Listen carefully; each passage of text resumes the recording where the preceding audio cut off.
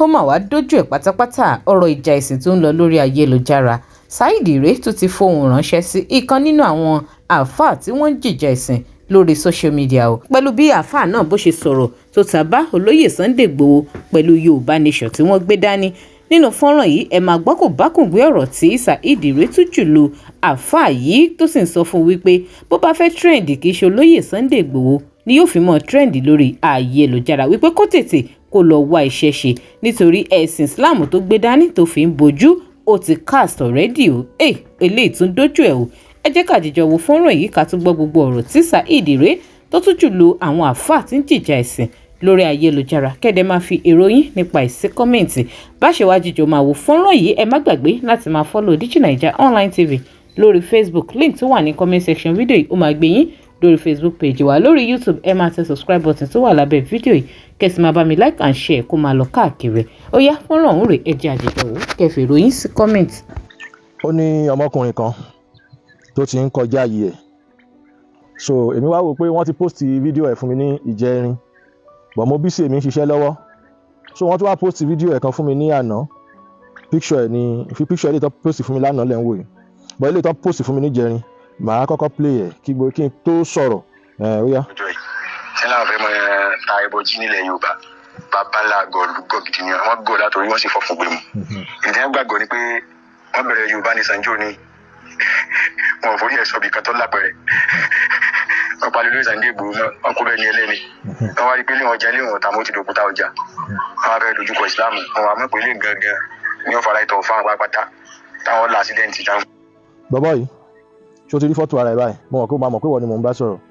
Actually ò sí ní kàtígórì mi ẹni tó yẹ kí n reply, but mo kàn ń wò pé a máa ń pé gbọ́n ni a kì í pé gọ̀.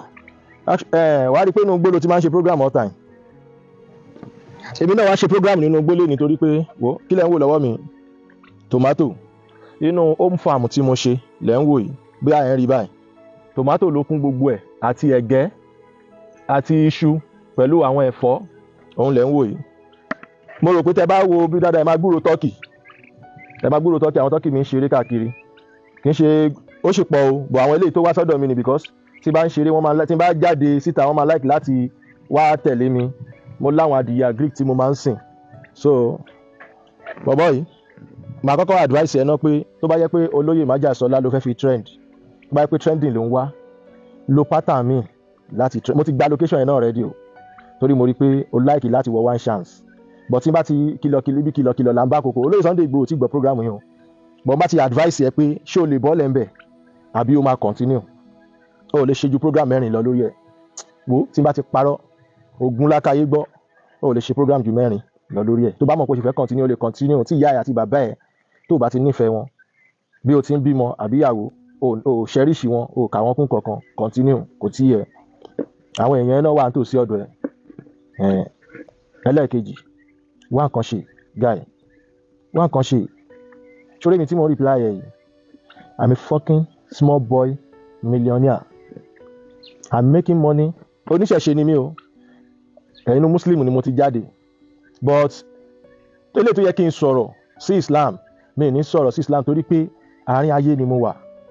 I'm a popular person, ẹni táwọn olóríire ẹ̀dá dẹ̀ ń bá ṣe káàkiri ni. Mùsùlùmí wà nú àwọn tó ń bá mi ń ṣe, Christian wà nú àwọn tó ń bá mi ń ṣe, olóòṣà ògbóni gbogbo àwọn lọ́dún àwọn tó ń bá mi ń ṣe, gbogbo ayé ló òyìnbó wà nú àwọn tó ń bá mi ń ṣe, aláwọ̀ dúdú wà nú àwọn tó ń bá mi ń ṣe. Òun ló jẹ́ kí n máa kọ́ṣọ́ àwọn ọ̀rọ̀ mi kankan online. Ìgbà tí mo pe bàbá wa Latif Lágbàjì sí àkíyèsí tí mo bínú sọ̀rọ̀ tó fẹ́ dàbí pé bóyá mo fẹ́ ta sí Islamic tẹ́ ń ṣe, mo rí pé ó ti fẹ́ máa jọ threatening ni, but máa fi ọ̀wọ̀ wọ olóyè májàsọ́lá mi ní ta sí Islam torí olóyè ti ṣàlàyé wọ́n ti wọ́n mi pé Saheed má bá wọn dá sọ̀rọ̀ religion, ipò tó wà kọjá gbogbo yẹn. Màá tún wá fi ọ̀wọ̀ yẹn náà wọ bàbá Latif Labib Lágbàjì, ẹ má bínú porúkọ wọn kọ́ mi lẹ́nu torí mi kì í sábà dárúkọ èèyàn, nǹkan tó fà á nìyẹn. So màá tún wá fi ọ̀wọ̀ wọ àwọn náà, wọ́n bá mi sọ àwọn kankan, wọ́n pọ́n mi lé gẹ́gẹ́ bí ẹ̀gbọ́n sàbúrò. Àtìgbà yẹn mo ti bọ́ lẹ́ńbẹ̀, mo níṣẹ́ tí mo ṣe gbóyin lẹ́mọ̀ náà lọ́ọ̀lá yìí tí n bá jẹ́ number 1 màá jẹ́ number 2, ẹni tẹ́ mọ life ẹ̀ tẹ́ fẹ́ mọ̀ tán, because mo jẹ́ èèyàn kan tó yẹ kí mi ìmọ̀ bọ́ ṣe ń pretend. Àárọ̀ yìí ni mo wá já tòmátò yìí, tí mi ò bá gbìn ṣé mo lè rí já. Tí n bá máa ra tòmátò yìí báyìí sìn sídá 500 or 1000 náà máa tà fún mi. Bọ̀bọ̀ yìí lọ sọ́jà kó lọ ra àwọn seed ẹ̀fọ́, seed tòmátò, seed rodo, seed àwọn kan tó lè gbìn tó lè keep ẹbí sí. Ẹ fọ̀rọ̀ Islam sílẹ̀, tó bá yẹ pé lóòótọ́ lẹ ní Islam ó yẹ kẹ́ ti rán gbogbo àwọn Saudi Arabia lẹ́wọ̀n wọ́n ti show nǹkan tó wà nínú Mẹ́kà òun lẹ́ ń wò yìí òun lẹ́ ń wò yẹn wọ́n ti show àwọn nǹkan tó wà nínú Mẹ́kà ẹ̀ẹ́dẹ̀ ó yẹ kí gbogbo ẹ̀yin àfáà Ìlọrin ẹ̀yin àfáà Nàìjíríà ẹ̀yin àfáà Òṣogbo ẹ̀yin àfáà Èkó ó yẹ kẹ́ ti sue àwọn tó lọ snap inú Kaaba jáde tó sọ pé àlá lápá méjì ó yẹ kẹ́ ti lọ sue wọn ó yẹ kán ti wà lẹ́wọ̀n lọ́wọ́lọ́wọ́ tó bá yẹ pé lóòótọ́ Islam jẹ́ lógún. màá tún wá fi ọ̀wọ̀ wọ bàbá mi mánu yìí mo fẹ́ kí gbogbo ayé nọ́tìsì mánu yìí o ẹjọ́ gbogbo ayé pátápátá báyìí bàbá wa yìí. torí pé mo fẹ́ kí á lè mọ̀ pé ẹ̀sìn mi ta màá wá bẹ̀rẹ̀ sí máa pa ìtàn tí ò lọ nínú ọ̀ràn mi bí wọ́n bá lọ́wọ́ tó wọn yóò ti yà ìdájí irọ́ tó lé kí n kà lédè wá lẹ́ẹ̀sìn ló gbé rọ́pá sílẹ̀ yìí. sẹ́rí afá tó sọ̀rọ̀ yìí màá tún wá fi ọ̀wọ̀ wọ̀ lóòótọ́ mi ìmọ̀ wọn o but ẹni àpọ́nlé làfà yìí bàbá wa níjọ́ má jẹ́ sọ pàfà bàbá wa ní nìkan nínú àwọn bàbá wa nílẹ̀ Yorùbá ni tó lè fi jọba tí ọkàn ìlú dẹ̀ máa balẹ̀ ìdí ni pé wọn kì í ṣe alábòsí mi ì mórúkọ wọn bọ̀ mo ti wo program wọn bíi méjì má ní yóò sí nínú alábòsí ajé mo gbé fún wọn ọjọ́ tí wọ́n kọ́kọ́ bẹ̀rẹ̀ ìjà ẹ̀sìn máyì sọ statement kan ó ní ẹ̀ ń ja ìjà ẹ̀sìn òun ò lè torí Islam kó wá balẹ̀ bàbá òun jẹ́ o ọmọ Yorùbá lòun ó ní wọ́n náà ọmọ Yorùbá ni àwọn tòdì kọ́ ẹnìkan wà lè wá torí kò síbi táwọn máa sá lọ pé kẹjọ kẹ má ba ayé àwọn jẹ́ o ẹ má ba ayé ìlú jẹ́ o ẹ fọlọ́run lẹ̀ síbi tó fi Islam sí o ara wa ní ká kọ́kọ́ túnṣe o my brother bọ̀bọ̀ yìí tó ń ṣẹnu tó bóyá ó fẹ́ trend ó fẹ́ popular máa òun ni bọ̀bọ̀ yìí jọ ń torí Ọlọ́run mi orí pé mi ìbínú sí ẹ mi sọ̀rọ̀ sí ẹ mi tí ì bú ẹ lọ́wọ́ nǹkan ṣe tó wà important tó máa keep ẹ busy. I'm making money in my music I'm still making money in production torí mo ní record label mo ní studio táwọn èèyàn ti wá ń record I'm still making money into the tradition because nǹkan tọ́pọ̀lọpọ̀ èèyàn ò mọ̀ tó ti gbàgbé èmi mọ̀ màá ra gbowó mi máa ṣiṣẹ́ fún ẹ sórí ibi iṣẹ́ ló ń gbé níjà ìwà ló ń jẹ́ kẹ́ni láṣeyọrí oògùn ni má bà tèmi jẹ́ torí kọ́lọ́ máa ṣọ́ wa lọ́wọ́ àwọn arógo ṣáájú ológo kí ló ń pè ní ìṣẹ̀wá nǹkan ìṣẹ̀báyé ni à ń ṣe tó bá ń bú àwọn nǹkan ìṣẹ̀ṣe ìwọ náà wà ń bẹ̀ nítorí pé wọ́n ti ń jẹun látayébáyé ni ìwọ náà ṣe ń jẹun inú ìṣẹ̀ṣe ló wà sórí pé agbọ́n jura wa lọ try lọ bá àwọn àgbà tó jù ẹ lọ máa rìn àwọn ẹgbẹ́ dádì mi ní London Canada anywhere àti nínú awo àti nílùú ládùúgbò àwọn ni mò ń bá rìn torí pé mo fẹ́ kọ́ ọgbọ́n mọ ọgbọ́n tó bá ń sọ pé nǹkan ìṣẹ̀ṣe wọ́n ti ń mu omi láti ṣẹ̀ǹbáyé níwọ náà ṣe ń bá wọn mu omi so ọmọ ìṣẹ̀ṣe níwọ náà ẹ má jẹ́ kí tẹ́ ẹ bá tiẹ̀ kí ń ṣe Yorùbá ẹ lọ́pọlọ pẹ̀lú ọ̀rọ̀ tẹ́ ẹ bá ń sọ ní